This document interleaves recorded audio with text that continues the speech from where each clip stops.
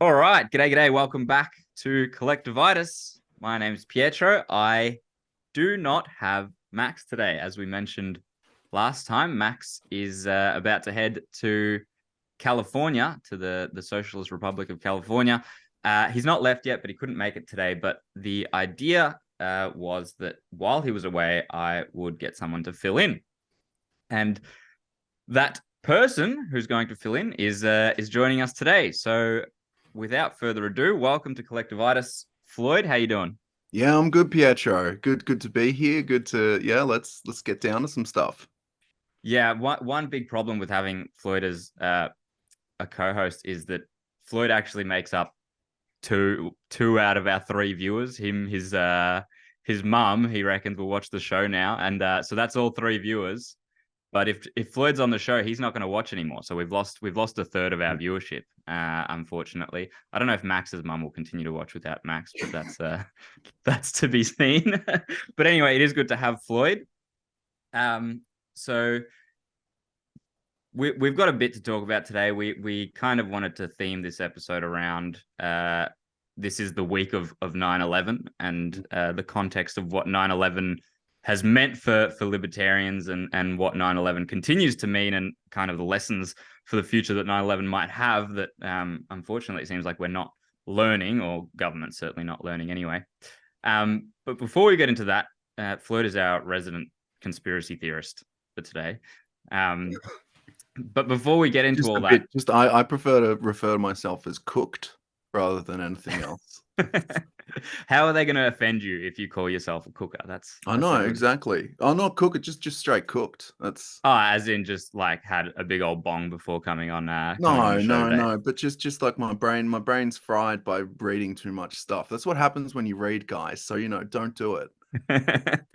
Just trust what the government tells you, and you won't Yeah. have to cook your brain by reading. That's a Well, great point. if you watch the news, then it just kind of slowly goes through, and you watch TV, and we might get onto a bit of that later on. But yeah, so don't read, or you end up like me. God, that's our advertisement against Yeah, reading. So, yeah, but before well, let's start with the question we usually start with for yeah, all our guests, and if you're going to be on the show for a little bit, Floyd, it's important, I think, to figure out how people arrive to libertarianism, because it might have some lessons for us in how to bring more people into libertarianism, which is the ultimate goal. And so, what was your journey towards towards the philosophy? yeah. I mean, it's been a pretty long slog at this stage. I mean, one of the things we're going to be talking about is 9/11. That was one of those big things. I always like to say, just to piss the guy off, it was Michael Moore that started all of this, because I know he's a pretty leftist dude. So he got me into libertarianism, really. The little spark there. But it was just going on with that, and kind of, as we'll talk about some of the fallout from 9/11, and just seeing like government encroaching on people's rights. And you kind of travel down this rabbit hole, and you start reading things, you start going down. I mean, I think by the time I was like 24, I started calling myself a classic liberal. No one knew what that meant. They said, "Oh, so you vote for the Liberals?" I'm like, "Nah." Um, What were you prior to 24? I don't know. I don't know really. I was probably just probably like a populist.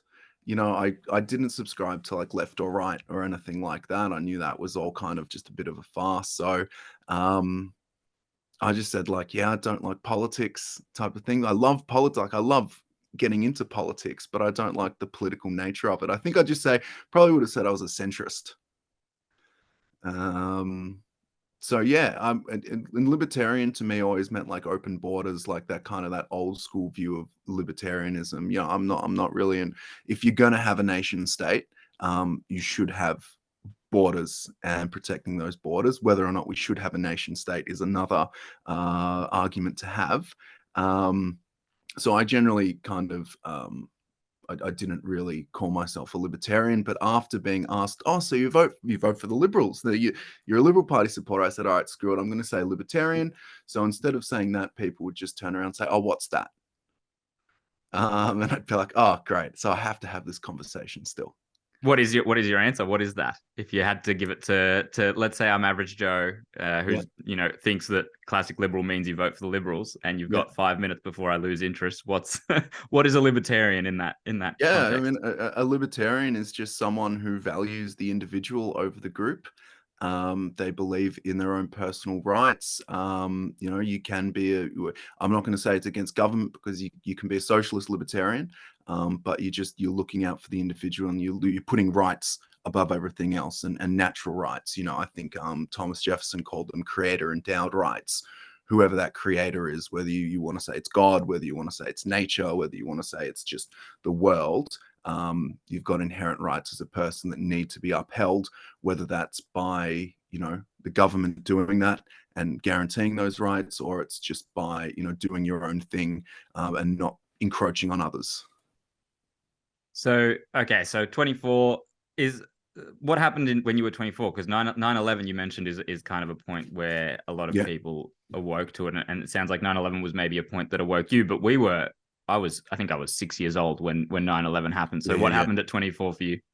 Yeah, I don't know. I just you kind of you listen to people and they break down like what freedom is, what liberty is. And it's like, oh, okay, because you had for years people yelling, "Oh, we want freedom, we want rights." And you kind of don't get an explanation behind that. And then someone breaks down, like I listened to someone breaking down the Declaration of Independence, and I'm like, oh, so that's what it means. That's what all these people are talking about. Okay, I get it now. Okay, so 24, that was you just started having conversations about libertarianism and freedom and liberty. So you started Oh, I reading was and looking into it. Yeah, I was always with my friends. You're a young kid, so you're kind of just finding your political voice and stuff like that. I was talking with my friends about rights and what was going this with the Howard years. For some reason, everyone seems to love John Howard. I think they just look at the economy side of things rather than the other side of things. And we were Kevin '07 people. So that kind of gives you a perspective when we were younger. We're like, yeah, Kevin '07. I think we just did it for the tagline. Man, everyone still Yeah, remembers Kevin '07. It's funny, like as great. horrific Yeah, as he was, and like he yeah, got kicked out and then backstabbed again, but still Kevin '07 is what remains. That's the yeah, lasting yeah, legacy, yeah. I and it's mean, got like this positive feeling to for sure. I love it now. So when someone says Kevin, right, I go, yeah, Kevin '07. Like, it. yeah. I just think of those fucking videos of him. Like he got a little bit viral because he played down ball at some primary school, Mhm. and like those videos went around. It's like, oh, look how cool and down to earth Kevin '07 is. Yeah, And then he tried to like market himself around that, around going to schools and playing down ball, and he was constantly there. And I reckon he even used it as like campaign ads of his like yeah, this old, detached, like um political creature who's so corrupt to the core and like beholden to 200 different yeah, special interest groups, but yeah, he's this cool guy that plays down ball with kids and like yeah. tries to Well, smash the ball out of like is yeah. Well, he spoke Chinese as well, and that was going to help, mitigate the tension between Australia and China because he spoke Chinese. that's there's nothing more down to earth as an Australian than knowing and being able to speak Chinese. What Yeah, a yeah, guy. for sure. Yeah, yeah. Hero. So I guess there wasn't an exact pinpoint where you kind of flipped and were like, oh shit, this kind of lays everything bare. There is something so deeply wrong with the conventional way of looking at politics and looking at the world. Maybe this libertarian thing's got some merit to it. It was just kind of a slow and gradual process. Is that more Yeah, accurate to say? it was just a long slog through it all, and like, yeah, you have those moments where you kind of watch some random video on YouTube. Back then, YouTube was great. You had all these just random videos that you'd watch. Whether or not I still believe them now, I don't know, but you kind of get this idea of freedom and that the government's encroaching on your freedom.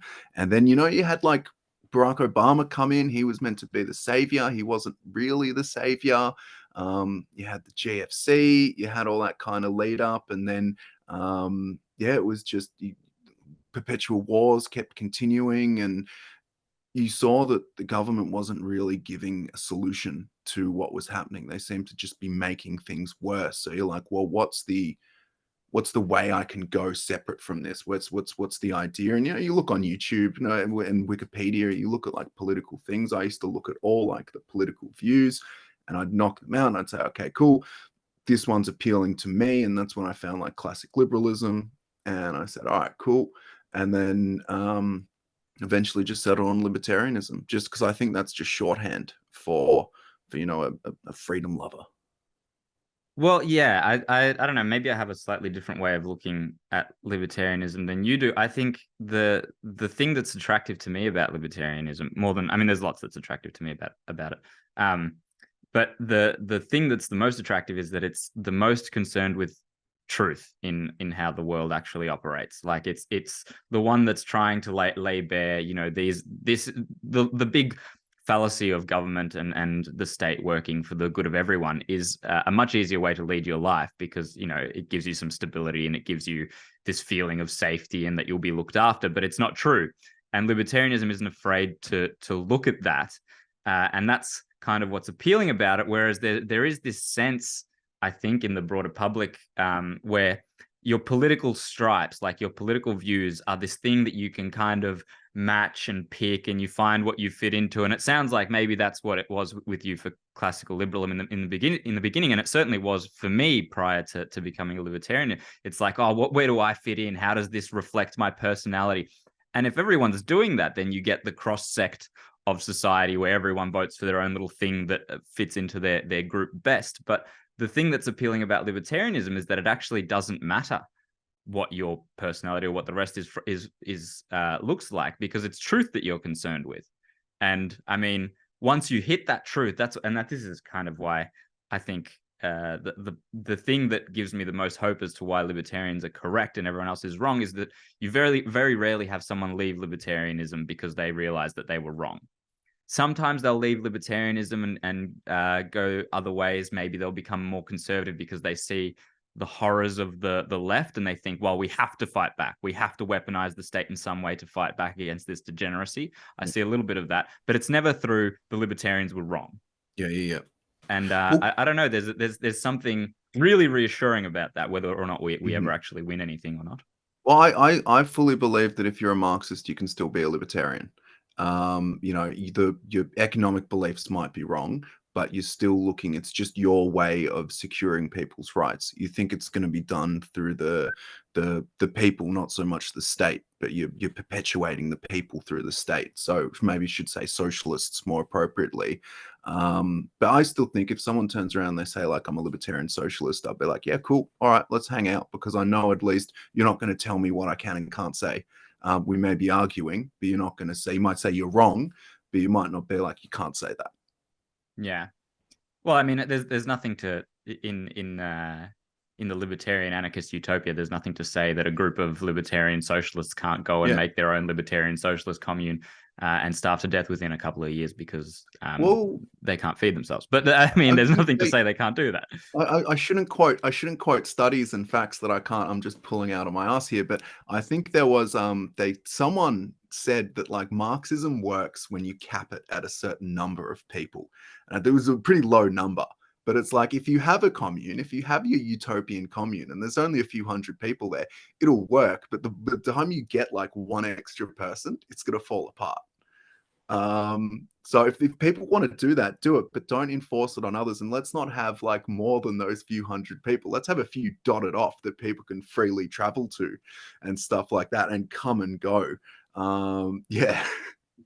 I mean, yeah, and that Marxist commune can have, I mean, if they make their Marxist commune on private property, they can cap it off at whatever they want to cap it off. I mean, there's no reason why that on a small scale that can't exist within libertarian anarchism. It's of course the other way around, that the reason a socialist that's not a libertarian, a Marxist that's not a libertarian, if the way they want to essentially ensure their vision is through using the state to put it over a huge plot of land, in which case, the capitalist cannot exist in the socialist utopia, because otherwise it disrupts everything to have the capitalist exist there. Yeah, well, you will own nothing and you'll be happy. Yeah, yeah, exactly. So that's the well, that's pretty much a socialist line. Like that's as socialist as it can be. Yeah. I did want to point out though, we're on a podcast. I all the time quote things Yeah. that I'm not sure where they come from, and I'm terrible at paraphrasing. You get to do that when you're on a podcast. All right, cool, It cool, doesn't cool. matter All because right. if you're wrong, or you read it in the comments much later, and most of the comments are typically you, so it's all good. We're safe from criticism in the things that we Well, get yeah. wrong in the moment. Hey, post down below, but like, share, subscribe, and then post down below. What do you think? There we go. How about that? We just winged that in. Perfect. Yeah. So to kind of circle back, because I did want to talk about 9/11, given that we are celebrating, what is it, the 22nd anniversary Yeah, 22nd. this Yeah. week. Yeah. So what role did 9/11 have on you being more amenable to the ideas of libertarianism, or at least the ideas that the government is not telling the truth? Yeah, yeah, I think it was the reaction to it. The kind of the state consolidation, whether you want to say it's the military industrial complex, whether you want to say it's the neocons or whatever. I don't care. Probably didn't matter whether it was Bush or Al Gore. It would have been the same thing, the same reaction. You had in the US, you had like the Patriot Act, which didn't really come back here. Well, something like it. Didn't come back here for a few years, but still, you had people protesting what was going on. Like I remember when Bush and John Howard came here, I went to a protest. It was called WAG, Walk Out Against George. And yeah, you just had people just talk. You had people more talking. I think maybe because it was a Republican government. Back then, the left was much different. The left were very individualist. So they'd be the ones that were sharing all this information, saying like, "This is wrong. This is what was happening. This is the effects of 9/11. Look, they've pushed through like these laws, or they're saying you can't do this, or you see the increased kind of surveillance state coming through. And people are pointing out, like, look at these surveillance cameras that are coming through. Look at what they're doing at the airport. And it's kind of a few little things just all come together and make you realize, okay, the government response is bad. Well, at least I don't agree with the government response. Yeah, and I mean, it also, that kind of thing is much more jarring in a period like that, where it's coming from, there hadn't been any of that prior to it. Like the typical response wasn't more, government surveillance on anything. This Yeah, yeah, was yeah. the first time that vehicle was implemented. Whereas, now we see just about everything that happens. People in general are much more accepting of increased government surveillance for the outcome of safety. I mean, the war on terror, I think, is something that's really interesting, because the war on terror came out immediately after, like, that was what sparked by 9/11, and essentially went on for probably still today to some extent. At least the powers that they enacted still go on today. But what's really interesting is that the war on terror was the most important thing in the world. And again, we were children, but still, you knew that the war on terror was the most important thing. Terrorists had to be stopped. We have to go over there to stop them over here. It's, the non-negotiable number one thing that everyone can agree on, is that Yeah, yeah. terrorists are bad. The terrorists And are bad.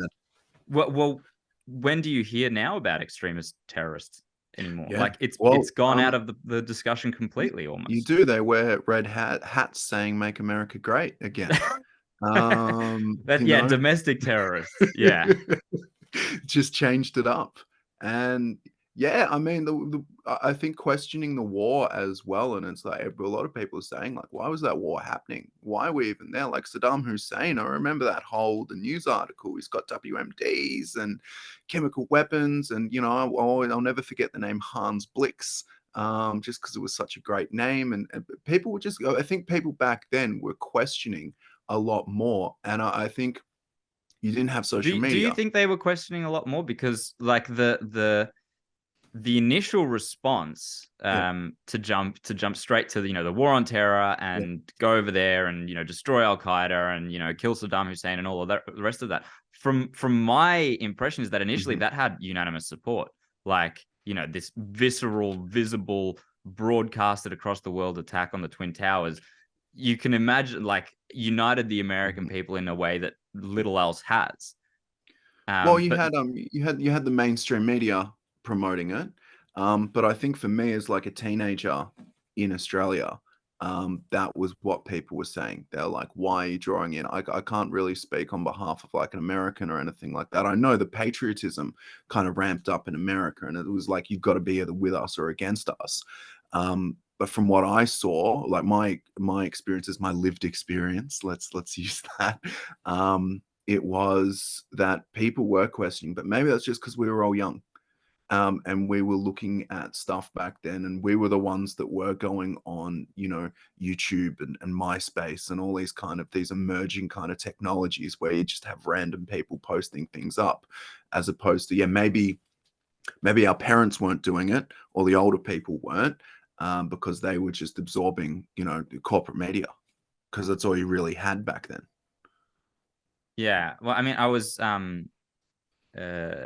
looking at some Ron Paul did a podcast on this topic just a couple of days ago, and he brought up, which I'd forgotten, but I do remember it now that he brought it up, is that because he was a senator at the time, and Congressman, wasn't he? Congressman, and he said he was the only voice saying the reason that they're attacking us is not because they hate freedom, or they hate our television shows, or they hate what we represent, or they hate our prosperity, or they hate the reason they hate us and they attack us is because we're over there.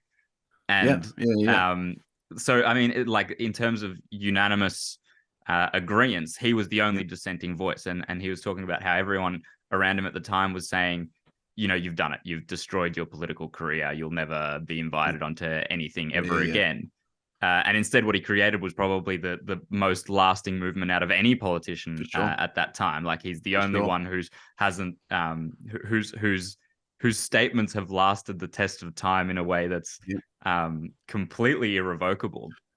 I was going to say, yeah, he was the one. He's the one, and I think when you go back, hopefully, if everything doesn't get memory hold, Ron Paul will be the one standing out for it when they'll say, well, yes, there was a dissenting voice to it.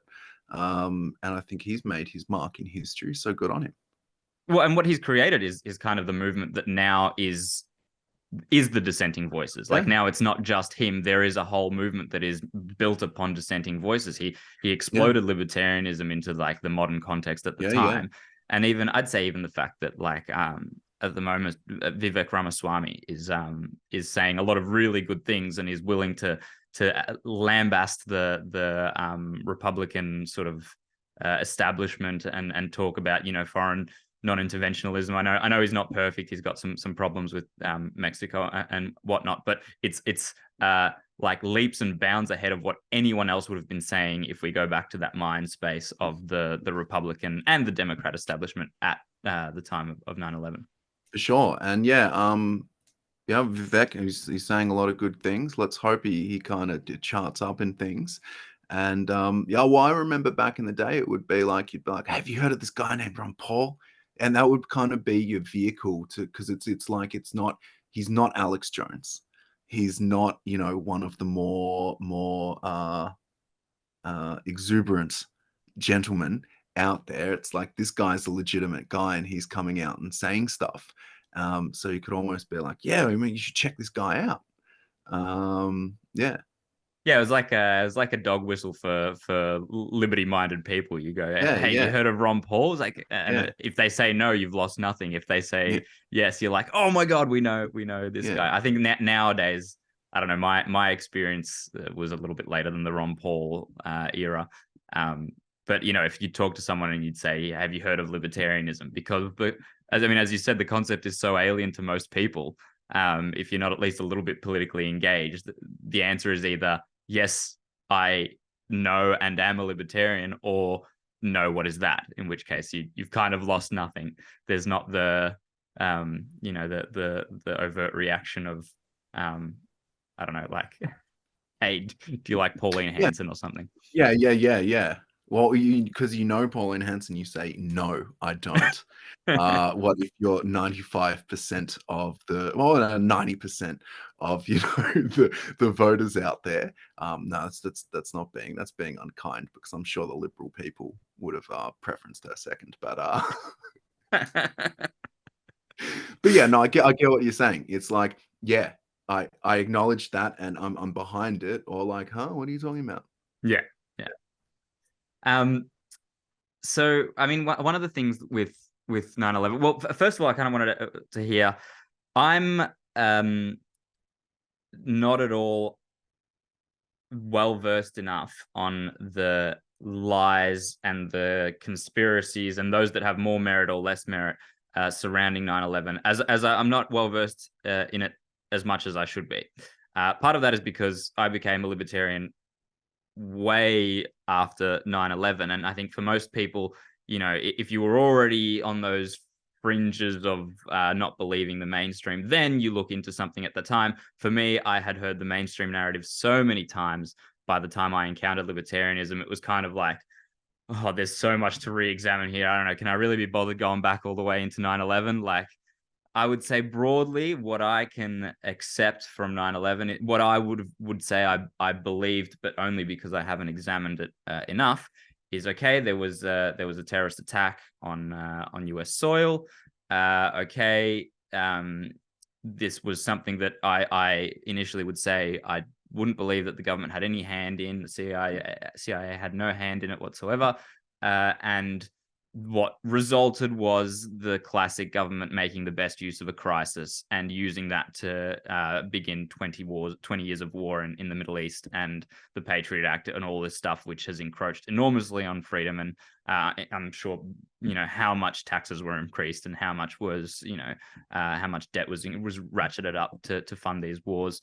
And yeah, all of this done under the guise of, okay, let's make the most of a crisis. And that's kind of that mainstream narrative. I would be happy to say you can still fit. I can still fit all of my libertarian insights into just that narrative. Yeah, What yeah. more is there than just that in your view? Oh, you've got everything from you've got just the base kind of, I guess, what you'd call like the Michael Moore side, where it's like, well, they kind of screwed it up. Like they could have stopped it if they put more effort into it, but they didn't. And that's, I guess, the conspiracy behind that is that they don't want to make themselves look bad. So they just said, oh, yeah, they just made up a bunch of stuff. And that can extend fully beyond to it was the aliens that did it. They kind of abducted people and then they just flew these flying saucers into the World Trade Center. So you've got that whole kind of gamut of stuff. Um, there's plenty of documentaries out there to see all the different stuff people are talking about. They're talking about like explosives in there. They're talking about all these people coming out. There's some really crazy ones. These are just their opinions. These aren't my opinions, just for the record. Like that one of the planes was stopped. And what was it? What was it? It's like they took all the passengers out of the planes and they all disappeared, but that plane landed. And I don't know the credibility of that. That was just kind of like a side thing. But you've got all these kind of crazy things. And it can be just as simple as, as you said, it's just taking advantage of a crisis, going for it. But I mean, whatever you can really fit in, like any narrative behind buildings falling down, you can insert what you think is causing that, and someone's made that accusation. Right. So there's Mm. there's a spectrum as wide as you want of things being accused. Is there Yes. anything that in terms of the and I say conspiracy Yeah, yeah, yeah. not to say that it's like this impossible outlandish theory. I say Yeah, yeah, yeah. conspiracy as in like there is some fact to the or some truth behind the idea that the government had some conspiring in Yeah. with this entire situation. Is there Yeah. anything that has more merit or less merit or is there anything that has Yeah. merit enough to be considered believable by a rational, logical person nowadays? Well, the thing about it, it's like anything where you've got a bunch of weird coincidences that have happened. There was a report made. I don't know the validity of it, but I'm pretty sure there's a news posting of it that like Donald Rumsfeld said the day before that there's all this money missing from the Pentagon, and then 9/11 happened, and no one ever remembered that. Um, Yeah, it things was like about trillions of dollars. yeah. But yeah, yeah, And things about like Bin Laden, I believe it was back in Afghanistan when the Soviets invaded, like the CIA funded him and kind of propped him up. as a person to get. So the kind of idea of the Al-Qaeda network has been propagated by the US empire, whether that was like happenstance just because they wanted to get the Soviets out, or because it was more, COINTELPRO type of stuff. I don't know, but that's one of the things as well. So you kind of see these dots, and these coincidences happening. And I think what a lot of people look at as well as the news reports at the time. You've got people like you've got the newscasters saying like, oh well, this is. I think there's one of them where he's like, oh, this is the third time today we've seen a building taken down by well-placed dynamite. Stuff, and it's just like, yeah, all right, cool, like, yeah, all right. And people will use that stuff. Yeah. Well, I mean, part of like without having looked into it almost at all, like I looked just into it the last few days enough to know, for example, that only a couple of years ago there was like some declassified documents revealing that there were Saudi statesmen who had knowledge of what was happening and knowledge of and had kind of played a hand in the whole thing, who were evacuated from the US as soon as 9/11 occurred by the government. And this kind of thing is like, even just this fact alone is enough to make anyone sort of think, okay, there has to be something more to this, otherwise why would that have happened? Like there is no explanation for that to have happened. And what's interesting, I think, is that this has been declassified 2 years ago, like some 20-ish years after the eventuality. And I think what that reveals, and this is in the broader context of I guess libertarianism or distrusting the government narrative on anything, is it reveals something that I think shows us why it's like a black-pilled idea of why libertarianism will always struggle against the oppressive power of the state. And that is that human psyche and human interest in anything doesn't last as long as they can keep a secret. So if this information had come out, say, even a year after 9/11, or even 2 years or something after 9/11, that's close enough that it would have caused enough outrage to potentially bring out a whole heap of truth.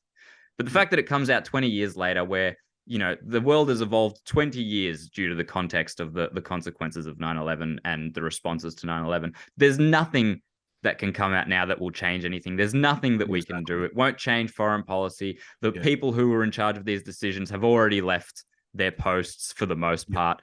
They've been replaced by like-minded, bureaucrats who will do the same thing but don't have to face any of the consequences of the actions. There's nothing to be gained from the truth coming out now. And there's nothing to be lost from the truth coming out now, and hence why the truth comes out now. And I think that is part of, I think there's an interesting parallel to having to that and what's happened with COVID, where there are clearly a lot of things with COVID that for me, COVID was my 9/11 moment. In that it was the first moment in my lifetime where I was paying attention to everything, and I could see, there are so many lies and so many different agendas, and there is so much, like, the government is not this inefficient, ineffective, bumbling group of idiots. They are evil in many ways.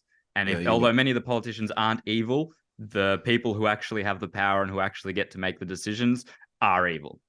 And so, all of this with COVID, the same thing happened, and the truth that you weren't allowed to speak then, like, for example, I think the lab leak theory, the theory that the virus came from a lab, is if you're a serious person, I'd say it's almost irrefutable. Like the coincidences that have to go your way for that to not have been the reason that the outbreak began, they require, like, you need to ignore so many facts and coincidences.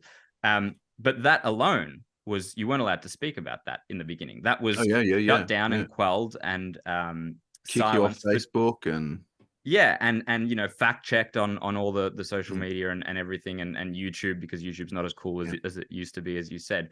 And they did that for just long enough that it no longer mattered where COVID came from. And now that COVID was out, where it came from doesn't matter. We had to deal with it. We had to do the things that we did. There was the largest transfer of wealth from the poor, the middle class to the wealthy in all of human history. All of this has happened. Now, I mean, it doesn't matter so much if we allow the view that COVID came from a lab. Now that all the consequences are set in stone and that nothing's going to change, we're allowed to make these connections. Well, exactly. And I think if you can compare 9/11 to COVID, because I know that like myself, it woke a lot of people up, and the same with COVID, where I made a lot of people, and they're like, wow, this I just saw through the crap of all this. And just like with it all, you've got these random crazy things, like you've got microchips in your jabs and stuff like that, and all this nonsense, I guess, where you've got like a mainstream media perspective on one side, you've got the alternative media perspective on another side, and then you've got the apex of the pyramid, just the crazy let's make stuff up for clicks, and somewhere in the middle there's truth. How the hell are you going to find that? Yeah, well, and that's exactly right. Like, and I think there's a huge advantage which the mainstream and the establishment take of weaponizing the crazy conspiracy theories, because that, like with anything, it's damaging actually to have these crazy conspiracy theories, because it paints all conspiracy theories with the broad stroke of they are all nutcases and cooked as you are yourself. Yeah. But I mean, it's a conspiracy theory in itself to suggest that in the all of human history, every time the state has told us something, that has turned out to be the true and factual and accurate thing. Like, that is like a completely objectively incorrect. In fact, most times it only takes half a decade to a decade for that to be disproven. But right now, the thing they're telling you now is true, and that's all that matters, and that has to be maintained for a couple of years until that too can go into the Well, history of things they've gotten wrong. and until the legislation and everything else gets pushed through, and then, oh well, it's already happened. It's a lot easier to pass legislation than repeal it. Well, oh, okay, yeah, well, that turned out kind of bad, but hey, we have this now, and it's for your own good. So shut up and be happy about it. Yeah, Um, what's the pandemic, the emergency yeah, pandemic bill that yeah, was shoved through as the most important thing in the world, mm, mm, which is now there. They can now yep, declare an emergency and enforce all the provisions that they had without needing to worry about passing it through the yep, House of Reps and the yeah, other yeah, house. And that's there. We've just got that there forever, and that's something mm, that, as you said, is going to be way more difficult to take down or to repeal. And there's no interest in it, really. Like, there's yeah. no Well, interest with anything else. it's almost like once it's passed, what was it? It's passed. What can we do about it? Yeah, it's part of Uh, our history and our yeah, traditions. It's yeah. Even though all those people, were you at the protests? I was at all the protests. Yeah. Yeah, those were those like those. I don't know how many people there are. There, there's hundreds of thousands of people they're claiming. I mean, yeah, that was just incredible. And then it kind of passes, and all these people, it's just like, oh well, it's passed. What can we do? I Uh, think those protests had the advantage that it wasn't that people were just protesting against the bill and the permanent, pandemic powers and the permanent state of emergency powers of the government. I think if that was all there was to it, you might have had some protesters, but it wouldn't have been in the magnitudes that there were. I think it was a repudiation of the whole thing. yeah, Is why there were so many hundreds of thousands of people who were on the streets. It was a repudiation of everything you've told us is we don't believe yeah, any yeah, of it. yeah, for So sure, this last for thing is sure. the thing that we can actually oppose, and it was also Yeah, happened to no, coincide with protesting being legal again, because you yeah. need government permission to protest against the government. Everyone knows that. Or you just need a lot of people. Or you just need to be the Black Lives Matter movement, in which case you can protest regardless of pandemics or anything. Well, but see, you're allowed to do that. So it's you because you've got the state behind you. So And that's it. yeah, yeah, That's kind of the core of the core of everything. But that was the broad point. That's the broad point that I was making earlier, is that's why the state always wins. Yeah. Because the human psyche, the amount of time you can keep people caring and enraged about a topic has far shorter limits than the government's patience to wait something out and to withhold truth. And I think definitely. COVID has shown us that, because now it's kind of tiresome to talk about COVID. It kind of it feels almost like you guys are still harping on about COVID. Like, man, that, like, it's over. Don't we all hated it. It sucked. Don't you want to move on with your lives? And there is that's like where I'm at. That's where I'm at when people talk about COVID and stuff, and like the jab. Maybe give it like a few months, and then I might be able to talk about it again. But this is just kind of been bombarded with this for the last 2.5, 3 years, however long. It's just like I'm done with it at this point. It's just annoying.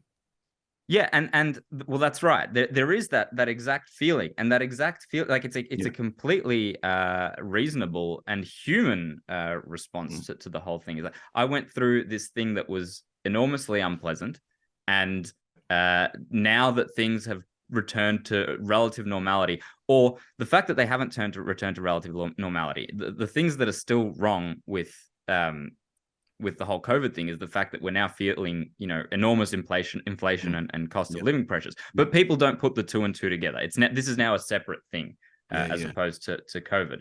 And there is this feeling of, hey, I want to move on with my life. It's kind of sad that you want to dwell on this thing that happened. But the point of dwelling, the point of all of it is, if you don't dwell, if you don't remain engaged and activated for as long as it takes them to admit the truth behind all of it, you still need to be as engaged as you were, so that when the truth finally comes out, you can still find the outrage. Now, I personally believe I'll be able to find the outrage because I am incredible at holding a grudge. That's something that I'm just really good at. But I think even now, if it were to come out that COVID was they shouldn't have locked down, they shouldn't have masked anyone, they shouldn't have done mandates, and it's unanimous and everyone knows and everyone's aware. You change the head of the state in a couple of places, maybe Dan Andrews resigns, maybe Fauci retires, whatever happens, and the outrage is gone because it was focused on a few people. Jacinta Ardern is already out. Like, it was focused on a few people and they're gone, and the whole apparatus that is behind it that actually caused it more than these individuals is allowed to live on, and will always be allowed to live on. And that's why the state always wins. And that's why the state won through the Patriot Act, and that's why the state won through 9/11 and 20 plus years of war where 1 million Iraqis died for no benefit to them or to the US or to anyone, or Australians were in there as well. We went and helped along with that. Just like we always follow the US into wars. And that's why then the state gets to continue to do that. And the next time there's something, it'll be approached with the brand new lens. The next crisis the next climate lockdowns or whatever it is that comes next, and it might come soon or it might come in, however many years, is approached through, let's look at this objectively on the merits of this current thing, rather than, hey, the state has fucked up and lied to us enormously and destroyed our dollar and lives across the world for no reason other than their gain. I think, though, in regards to COVID, I mean, there's going to be a lot of people like me, little teenagers out there, that are going to be kind of questioning the narrative. But I think for COVID as well, because it was such a prolonged thing, it was drawn out. There will be a lot of people remembering it. More so than anything else. So I do have that glimmer of hope there, where people that, like, when the truth out, they wait a second. It's kind of like you spend 3 years in jail or 2 years in jail, and then you get exonerated of the charges. And it's like, well, I'm still kind of pissed off about this. So I mean, I do have hope in that regard, and I do have hope in the kids. We kind of discount them a lot and just kind of say, oh, they're all bloody leftists and this and that, and they're all getting indoctrinated in schools, except from one, good teacher that they have. And that's not me, by the way. I indoctrinate the shit out of the kids that I teach. Oh, you indoctrinate the right things. So that's Yeah. okay. Yeah, yeah. It's all right. It's all right when your side's doing it. When Yeah, I the give them other the good side, indoctrination. yeah, Yeah. yeah, yeah, yeah. Come on, like, why have standards? Just if yeah. Anyway, I think you are. Yeah, you're gonna see a bit more of the prolonged COVID. And if either or, you're going to have 20 years down the line, some young person's going to have someone on their show and they're going to talk about how COVID was all crap and what happened because of it and the fallout effects and kind of framing it all for them, for the people who may not have been politically aware at the time. So it's going to keep kind of the reciprocal line of problem reaction solutions going to keep coming. Yeah, look, that's a good point. Is that we're at kind of a pivotal stage here where it needs to be framed and used by the libertarian movement and the liberty and freedom and anti-state movements.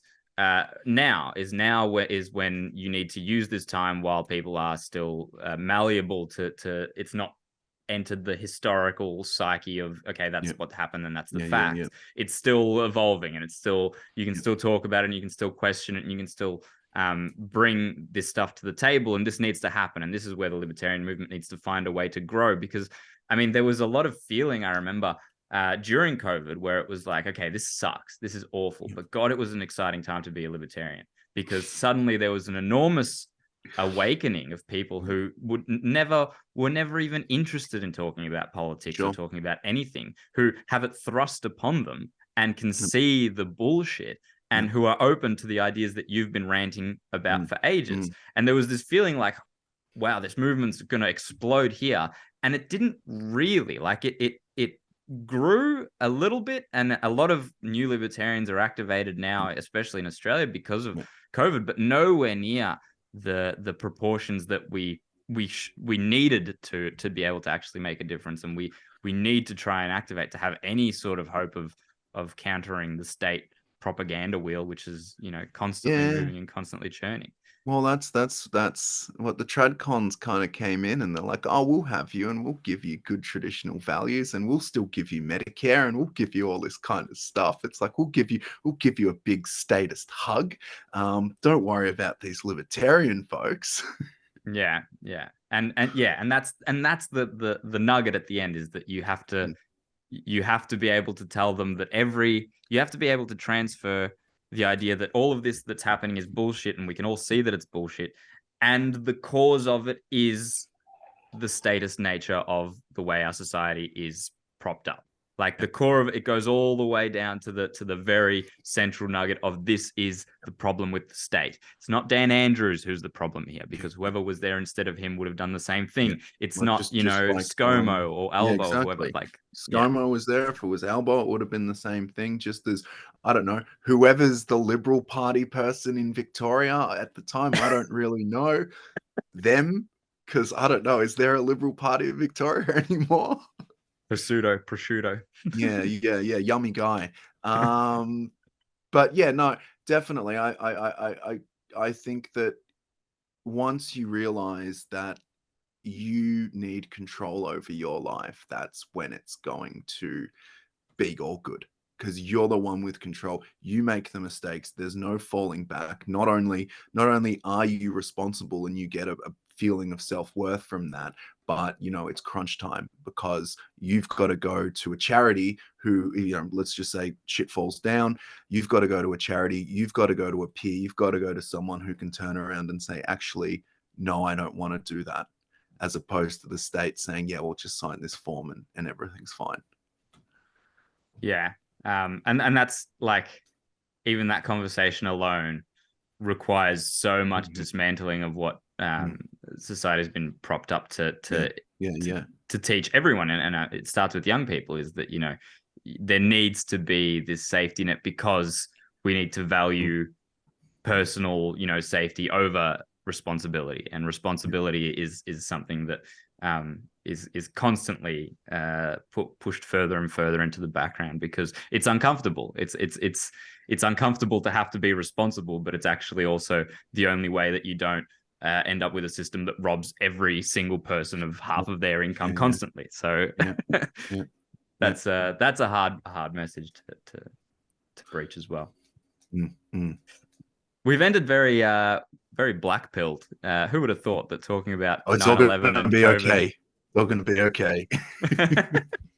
Oh no, sorry. Scratch that. We're actually all going to be okay. Is the is the Yeah. takeaway? Why are we all going to be okay? What makes you say that? You know, I just like saying it because it makes me feel better. I think there's no, I really, I think everything goes in a cycle. And the cycle's, going to just be, I don't think it's going to be like mass libertarian awakening or anything like that, but I think there's going to be a pushback on what's been happening. I mean, I think it's the establishment wants you to think that humans are, dumb people, or that everyone's just a sheep. I think everyone can think for themselves, and when you do give them that moment, everyone does eventually think for themselves, whether they're 70 years old or whether they're 20 years old. They're going to realize, oh crap. And I think, yeah, everything just comes in a phase, and we're going to get that phase. I don't know how long it's going to go for, but at least, hopefully by the time, let's just assuming that we have children, not together though, but just have children, just for the record, guys, um, that they grow up in a different type of society because that phase has passed, and then when they have children, they're all in the shit. Yeah, well, that's right. Well, our grandchildren will be fucked. Hopefully, Yeah, hopefully yeah. that's the We'll be the dead, so cycle. yeah. Yeah, true. Let's just pass all these crappy laws because who cares? I mean, boomers. Woo, good on you guys. Yeah, I mean, I think there's a possibility that socially there will be pushback.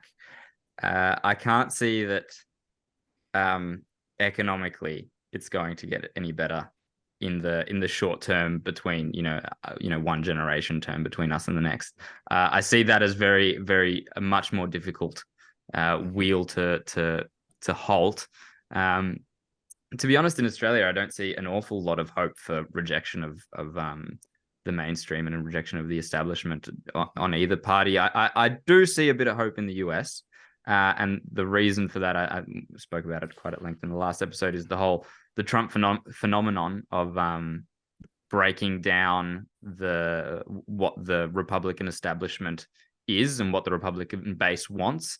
And, now they are open to a populist, individual first, America first, stop foreign wars message, which like the problem is that typically Australia follows the US, but not Yes. not with someone like Trump, or let's say Ramaswamy got in through Yeah. some miracle. I think if that happened, Australia would default back to those are far right neo-Nazi Ku Klux Klan extremists Yeah. over there, and we'll follow them into every war, and we'll Yeah. follow their economic policy behind the Yeah. scenes, and all our corporations will get the donations that their corporations get.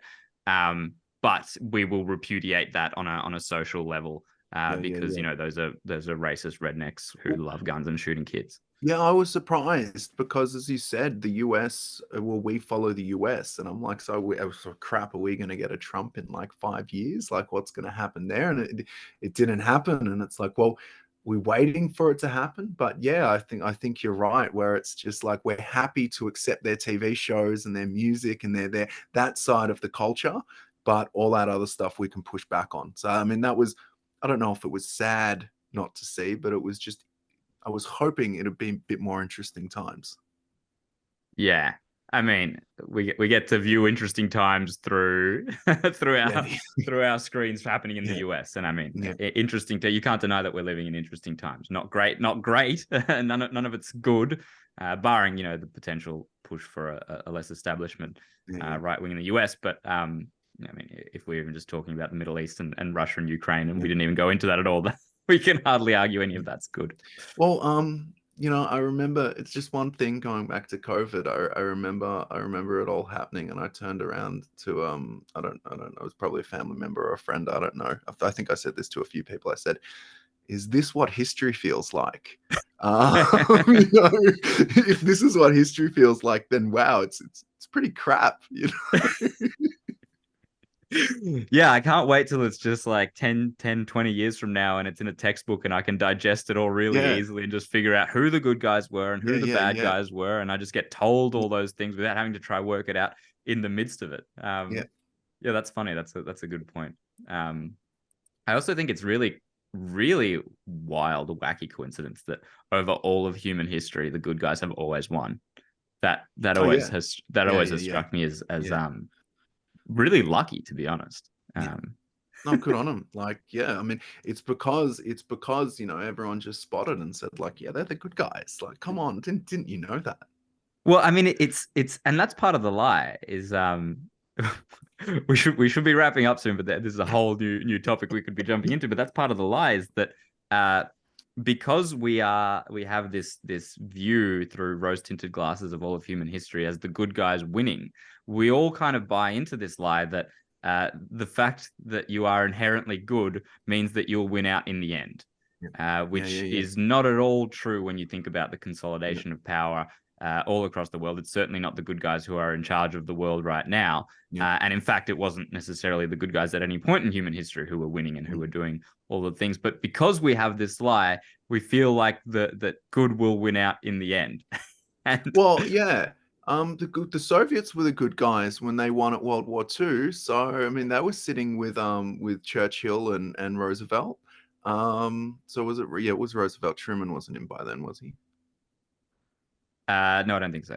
All right, cool, cool, cool. Yeah, I mean, Stalin was celebrated as a good guy, and then then we just went to war with him, and he's the evil guy because we're the good guys now, and they're the bad guys.